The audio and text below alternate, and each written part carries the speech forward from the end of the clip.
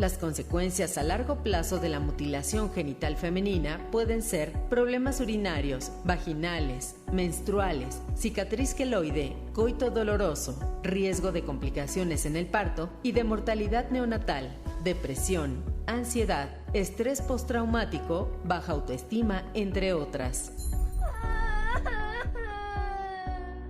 No es un asunto de salud, es una violación a los derechos de las mujeres. Debe ser visibilizada y detenida. Radio Ciudadana, IMER. Programación apta para todo público. Espacio Abierto, un programa dedicado a la salud, cultura, educación, derechos humanos y al trabajo de la sociedad civil organizada. Un espacio para ti. Comenzamos.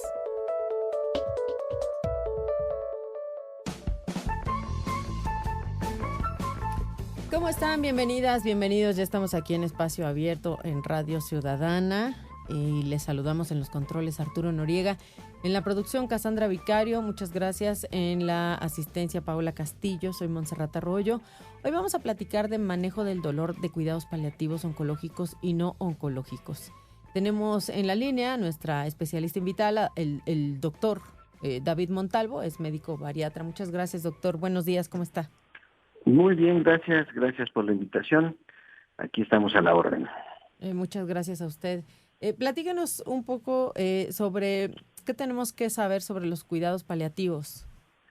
Bueno, es un tema muy interesante y muy amplio porque se había tenido el concepto hace ya mucho tiempo que los cuidados paliativos eran exclusivamente para personas que estaban padeciendo alguna enfermedad terminal y que se encontraban ya en la etapa final de ese proceso.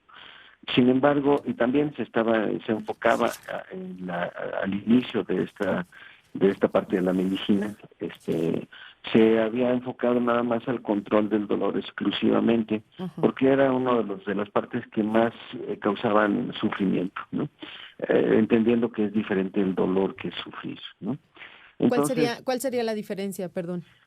Sí, el dolor es una experiencia individual única, que en el caso de lo que estamos platicando de pacientes con enfermedades terminales, es una experiencia que agobia al paciente, le causa daño, es una señal médica para interpretar el avance o no de algún proceso de enfermedad, pero eso es algo que no podemos evitar. Es un impulso natural de expresión somática, de expresión visceral, que nos avisa que hay algo que está mal o muy mal y que progresa, ¿no? En el caso de las enfermedades terminales, el dolor es una de las señales que debemos aprender los médicos a entender, a interpretar, porque nos avisa el avance, el progreso de la enfermedad.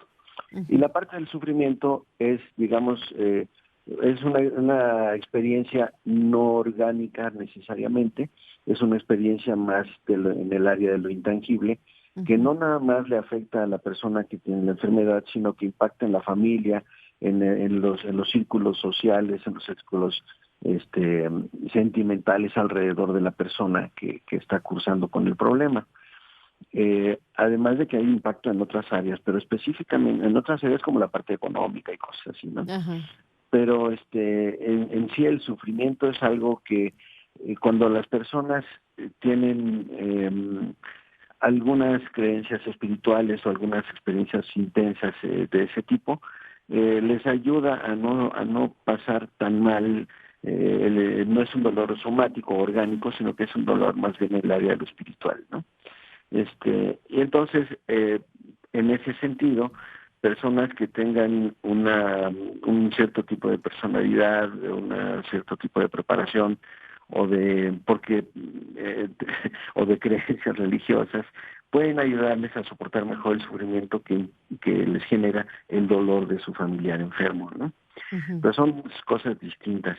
Actualmente los cuidados paliativos sí contemplan no nada más el tratar de disminuir o calmar el dolor de la persona, sino el sufrimiento que representa alrededor de los familiares. Claro. Por eso es que se han creado otras terapéuticas como la tanatología, que ayuda mucho a acompañar a las personas alrededor de la persona que sufre el problema central. ¿Sí? O sea, sí, el dolor entonces entendido como meramente físico, el sufrimiento es más psicoemocional. Exactamente, así es. Perfecto. Que por supuesto el sufrimiento lo pueden estar experimentando tanto el paciente como los familiares, ¿no? Sí, por El supuesto. dolor es exclusivo del paciente y no hay un dolor único porque cada individuo percibe, digamos que tiene su propio sistema de dolor, por así decirlo, ¿no? Así es. Sí, en medicina se ha clasificado y se ha estudiado a fondo cuál es el origen del dolor, por dónde viaja, por qué trayectos nerviosos, cómo se expresa. Hay diferentes tipos de dolor, por ejemplo, dolor de sensación quemante, hay dolor de sensación tenebrante, hay dolor de sensación transflictivo que lo atraviesa, hay dolor opresivo, hay muchas clases de dolor. Eh, Sin embargo, diferentes personas, por muchas razones, pueden experimentar un dolor más intenso o menos intenso, o aún siendo muy intenso, se quejan menos, son Ujú. más resistentes, tienen mayor tolerancia, un umbral un poco más alto para la expresión del dolor, ¿no? Como no podemos evaluar, no tenemos un aparato hasta hoy que pueda determinar con impulsos eléctricos o alguna forma, no podemos medir la intensidad nosotros, el dolor de un tercero, del paciente. Así que tenemos que confiar en lo que el paciente nos pueda referir de cómo es el tipo de dolor y qué tan intenso lo está experimentando. Se han hecho algunos intentos y de hecho en muchos hospitales se dispone de un gráfico con caritas que van desde una carita con llanto Ajá. al otro extremo de la carita sonriente, entonces con diferentes expresiones faciales. Y el paciente se puede ayudar de esa tablita para poder señalar qué tan intenso es su dolor. Así Eh, es. de manera práctica le pedimos al paciente del 1 al 3 o del 1 al 5 o del 1 al 10 qué tan intenso, donde Ajá. uno es leve y es un máximo, ¿no? El paciente puede darnos una idea, pero es algo que no podemos medir nosotros en el paciente, Ajá. así que tenemos que confiar en lo que el paciente nos está diciendo y por supuesto hay algunos signos que podemos nosotros apreciar en el paciente que nos guían también para interpretar qué tan intenso es lo que está sintiendo el paciente, ¿no? Así Pero es. volviendo a del manejo paliativo, hoy por hoy el concepto es más amplio. Se trata de que el paciente no nos enfoquemos exclusivamente en el manejo del dolor, que es muy importante, pero también revisar alrededor de todo, ¿no? Por ejemplo, un paciente que ya está cursando, ya tiene un diagnóstico de una enfermedad terminal, este paciente tenemos que prepararlo para que el tratamiento que vaya a recibir para tratar de hacer durar el tiempo máximo que pueda alcanzar, que Ujú. tenga la mayor expectativa de vida, que tenga la mejor calidad de vida. Así es. Y eso implica no nada más que esté cómodo en un espacio ventilado, que haya la pulcritud y higiene necesarias, que haya persona que lo atienda, que le dé de comer, que le cambie la ropa. Por encima de eso, iniciamos con una revisión minuciosa del propio paciente.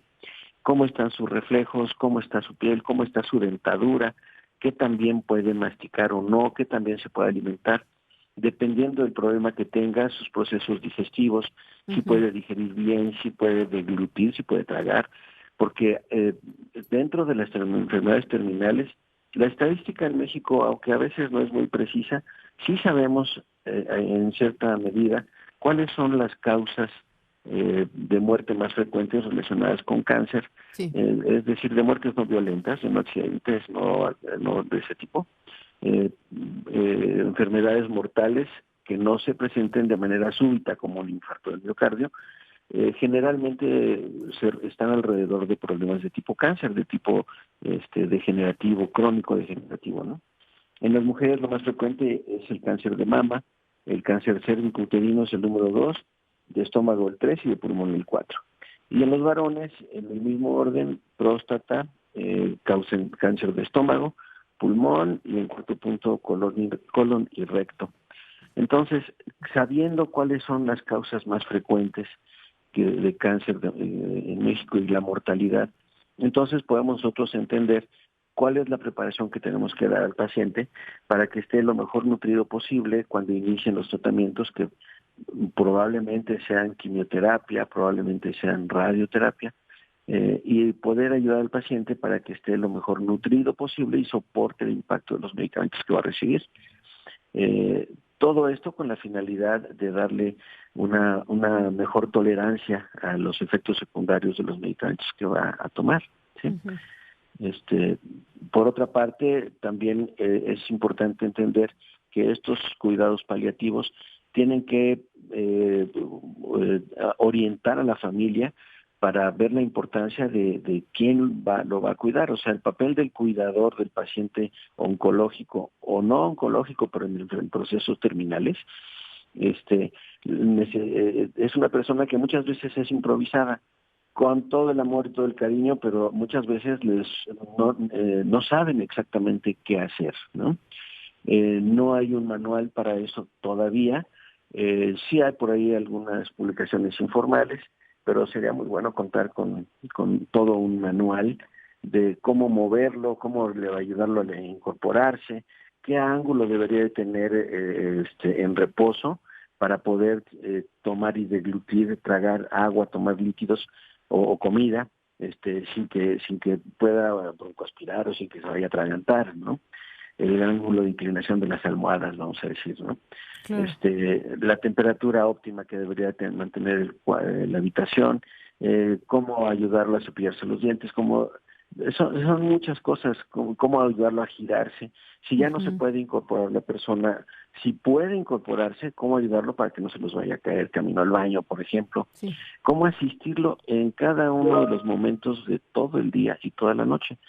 Entonces, el papel del cuidador es un papel muy importante y al mismo tiempo es otra persona que está sujeta, como muchas veces es alguien simplemente de la familia, que es el que tenga más disponibilidad de tiempo, muchas veces no sabe cómo hacer, cómo actuar, pero hace su mejor esfuerzo y no siempre está en las mejores condiciones. A veces el propio cuidador o tiene alguna enfermedad, ya es a lo mejor una persona de edad más o menos avanzada, a lo mejor no tiene la fuerza suficiente para poder manipular al enfermo y finalmente causa un impacto emocional y por estrés brutal. Es agotador cuidar a una persona así 24/7. Por supuesto. Se requiere también entender que no pueden ser una sola persona el cuidador, tiene que ser más de uno porque es verdaderamente agotador. Sí, porque si no desarrollan esto que se llama el síndrome del cuidador. ¿Le parece si hablamos de esto al respecto después de la pausa, doctor? Claro que sí. Muchísimas gracias. Estamos con el doctor David Montalvo, médico bariatra, platicando manejo del dolor en cuidados paliativos oncológicos y no oncológicos. Nos vamos a una pausa y volvemos con más en Espacio Abierto. Espacio Abierto. Regresamos. XEQK, Radio Ciudadana. Todas las voces. 1350 en amplitud modulada. Transmitimos con 2500 watts de potencia. Radio Ciudadana es una emisora del IMER. Somos radio pública. Legislar es más que hacer leyes. Es impulsar el futuro de México desde cada rincón del país. El Senado trabaja para quienes tienen su propio negocio y para quienes con su esfuerzo lo hacen crecer. Para quienes construyen nuestras ciudades con sus manos y para quienes las transforman con sus ideas. Y para quienes desde casa, la escuela o el trabajo luchan por un futuro mejor todos los días. Senado de la República, 66ª legislatura. Si no estás de acuerdo con la información proporcionada en alguno de nuestros programas, háznoslo saber. Manda un correo electrónico a audiencias@imer.com.mx con el nombre del programa, emisora, nombre de quien conduce y motivo de tu réplica. Muy pronto se pondrán en contacto contigo para darle seguimiento a tu caso. audiencias@imer.com.mx. Radio Ciudadana IMER. La dedicación de las maestras y maestros ilumina la vida de nuestras hijas e hijos. Valoramos su esfuerzo y entrega. Por eso este año tendrán un aumento salarial del 9% retroactivo a enero y un 1% adicional a partir de septiembre. Además, facilitaremos la movilidad escolar para que puedan enseñar cerca de sus hogares. Reconocemos a las y los maestros para seguir fortaleciendo a la educación. Gobierno de México. Diga, Defensoría de las Audiencias del IMER. Espacio Abierto. Continuamos.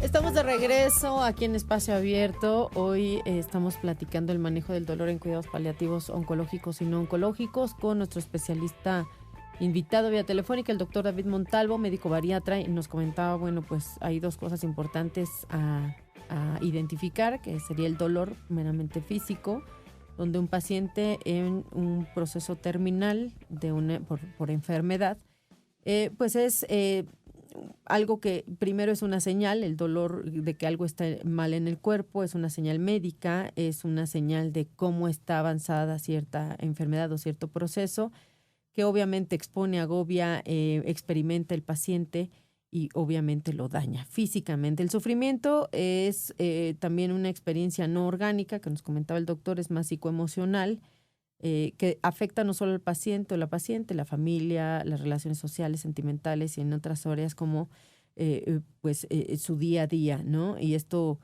pues también depende mucho de la personalidad de cada individuo, de la preparación que tenga, incluso hasta de la religión, nos comentaba. En este sentido, bueno, ver al dolor y el sufrimiento y tratarlos de una manera completa es importante para las y los pacientes, para que tengan en estos procesos terminales de vida, pues calidad de vida, calidad que se traduzca en manejo del dolor, que se traduzca en el cuidado íntegro y completo de esa paciente. Y muchas veces decíamos, las personas que cuidan a los que están en estos procesos terminales, pues son las familias. A veces recae en una sola persona, en una hija, en un hijo, en la mamá, en el esposo, la esposa. Entonces, es muy complejo porque muchas familias son pequeñas, otras son más grandes y aún así casi siempre recae en una o dos personas. Entonces, es algo que también se tiene que platicar, que también se tiene que buscar ayuda. Obviamente existen enfermeras, enfermeros, pero no todas las familias tienen las condiciones económicas para tener este apoyo extra.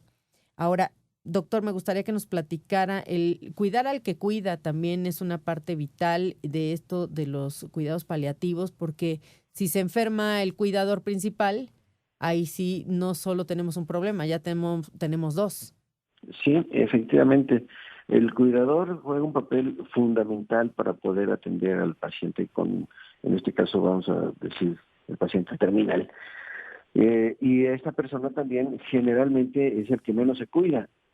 También es muy frecuente que por razones que hemos en medicina estudiado, que probablemente se deba a la secreción constante de adrenalina y otras hormonas, el paciente resiste mucho, el cuidador, quiero decir el paciente, pero me refiero al cuidador. El cuidador resiste mucho, pero una vez que el cuidado mejora o fallece, el que sigue es el cuidador.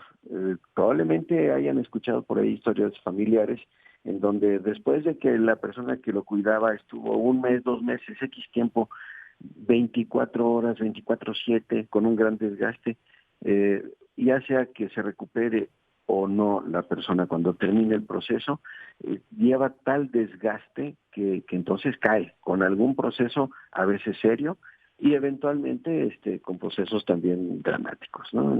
Con algún proceso terminal también, ¿no? La verdad es que este tipo de problemas son muy frecuentes, Monserrat. El porcentaje de personas de defunciones por cáncer en México es de alrededor del 11.4%. De todas las defunciones, el 11.4% se deben a cáncer. En un país de 130 millones de habitantes, estamos hablando de casi 14.800.000 personas fallecen por estos diagnósticos. Entonces, no es una cantidad menor, no es un número pequeño de casos en donde tendríamos que dar mucha información a las personas y también explicarles por qué la diferencia del tipo de medicamentos o de herramientas necesarias para poder calmar y disminuir el dolor y hacerle más llevadero esta última etapa de su vida, ¿no? El dolor oncológico es un dolor muy difícil de manejar porque es un dolor que se genera en el sistema nervioso. Los dolores de otro tipo, los no oncológicos, son dolores o es un tipo de dolor que responde a un estímulo que manda señales al sistema nervioso central y entonces se expresa el dolor. Pero ese tipo de dolor suele resolverse con medicamentos que son antiinflamatorios no esteroideos. En medicina le decimos los AINES, que son los analgésicos que uno puede comprar en la farmacia muchas veces sin receta médica, paracetamol, aspirinas, tramadol, otros más, ¿no? El tramadol es un medicamento que es el punto en donde cambia un poco ya la efectividad, y el tramadol es de los medicamentos que sí tienen efecto sobre el dolor de tipo oncológico o sobre el dolor neuropático, le decimos también, que es generado por el sistema nervioso. Los otros medicamentos, como los analgésicos convencionales, ibuprofeno y ketoprofeno, todos esos no tienen efecto sobre el dolor oncológico. Algunas asociaciones como el tramadol con paracetamol sí logran disminuir en cierta medida el dolor de tipo oncológico en las etapas iniciales, pero cuando el dolor se agudiza, entonces se requieren medicamentos más fuertes, medicamentos que no puede recetar el médico general, se requiere un recetario especial, foliado, para poder surtir ese tipo de recetas, y no todas las farmacias disponen de esa clase de medicamentos. Son medicamentos fuertes, y la verdad es que también la forma de administrarlos requiere un poco más de entrenamiento, porque generalmente se administran directamente hacia la vena a través de un catéter, para poder estar administrando constantemente pequeñas cantidades del medicamento directo al torrente sanguíneo. El dolor oncológico es realmente difícil de manejar. Recientemente podemos disponer en México también de la medicina canábica, porque los extractos de la cannabis a una buena dosificación y en preparados generalmente en gotas para tomar vía sublingual, tienen un buen efecto para disminuir el dolor. De hecho, uno de los medicamentos que explicaba que se ponen a través de un catéter es la morfina. La morfina es un medicamento que calma, tiene un gran poder para calmar el dolor, pero es mejor reservarlo para la etapa final, cuando todo lo demás ha fallado o ya no responde para eso. Entonces, algunos preparados con los extractos de cannabis, que tienen las dos sustancias, los dos ingredientes más conocidos son el CBD y el THC, en ciertas proporciones y a ciertas dosis pueden calmar el dolor de estos pacientes, lo pueden disminuir de una manera importante, y tienen también la cualidad de poderse combinar, ya sea con los medicamentos iniciales como la asociación de tramadol con paracetamol, como también se puede asociar los extractos de cannabis con la morfina sin efectos nocivos secundarios. Entonces puede servir como un medicamento puente para dejar el uso de la morfina a dosis altas para la etapa última, en donde el paciente ya sufre un dolor extremo. Entender todo eso es muy importante para los pacientes, porque muchas veces por desconocimiento no se les ofrece esa opción de tener un puente para poder resolver el problema del dolor, y se van directamente después del tramadol, se van a la morfina, y cuando la morfina es un medicamento poderoso, como dije hace un momento, pero crea tolerancia.